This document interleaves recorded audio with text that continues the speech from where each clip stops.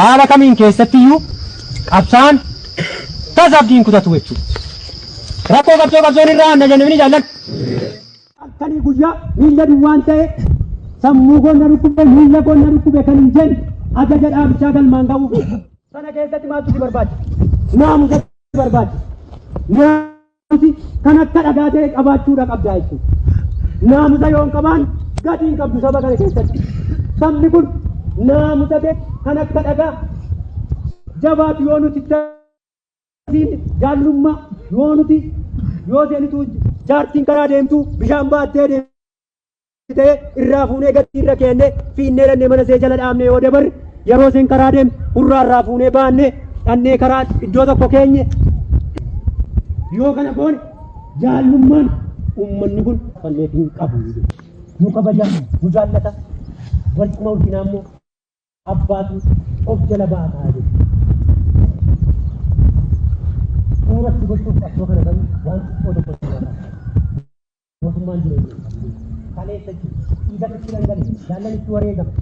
Har'a qawwee gatiitti irra naqatee dhaqee mootummaa waliin nama kaleessa maqaan isaa waraana bilisummaa Oromoo fakkaatu an waraana bilisummaa Oromooti jedhee waama.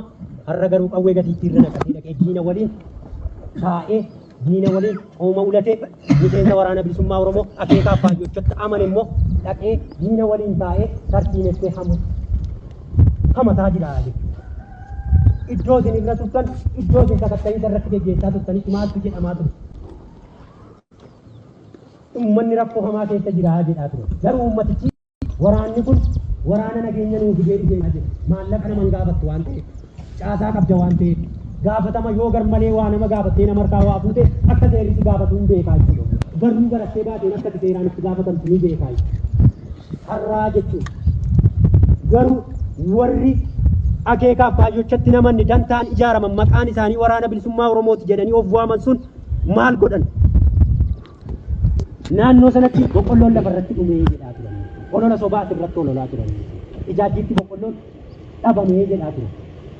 Sanaa miti jechuudha. Dhaabichi si beeka waan itti irra akkamittiin akkati agabdee deemtee waan sana irratti milkaa'ina akkamii akkati beeke halkanii guyyaa dirqama ofitti fudhattee akkati socho'aa turte beeka dhaabichi.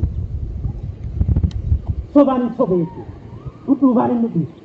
Kan kaleessa kutaa waraanaati jedhee nu geggeessaa turetu har'a deebi'ee rakkoo dhuunfaa mataa isaatiitiin rakkoo dhuunfaa mataa isaa kadoo dhuunfaa isaatiitiin jedhee har'a waraanicha taa'ee barcuma sobaan barcuma ibiddaarra taa'ee waraanicha hamataa jira jechuudha. Maaliif akka deemtu beeka dhaabichi? Dirqama deemtee maal akka raawwattu ni beekaa jechuudha. Dirqama akkamiin akka deemtee dirqama sana irratti maal akka barbaachisu ni beekaa jechuudha. Kanaaf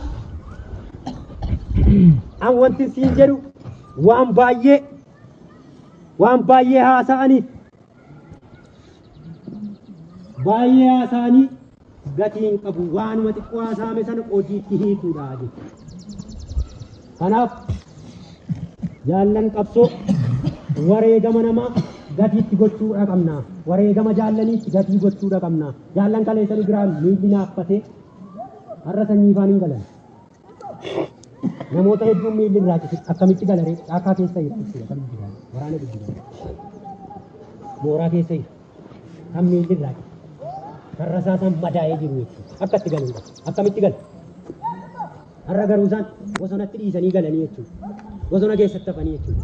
Jaallan sun kaleessa isaantu fuuldura dhaabate isaantu leenjise adeemsa baruu barsiisuu waraanummaa barruu isaan kenneef garuu har'a caakaa keessatti galuutu ta'anii hafanii.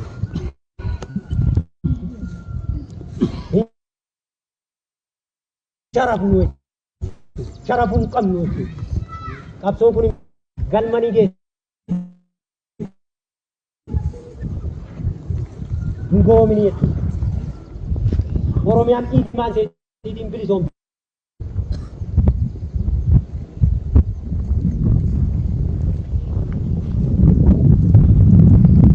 Dhugaa qabaadha. Naamusa qabaadha. Lafa jechuudha uummata sochootan keessatti naamusa gaarii qabaadhaa sabbisaa. Jaalala qabaadhaa. Nama waa balleessu laalteen itti dheekkami gorsi fo qeessu taateenna waan sirreeffachuu hin dandeessu jechuudha. Kalau tahu apa ya tak?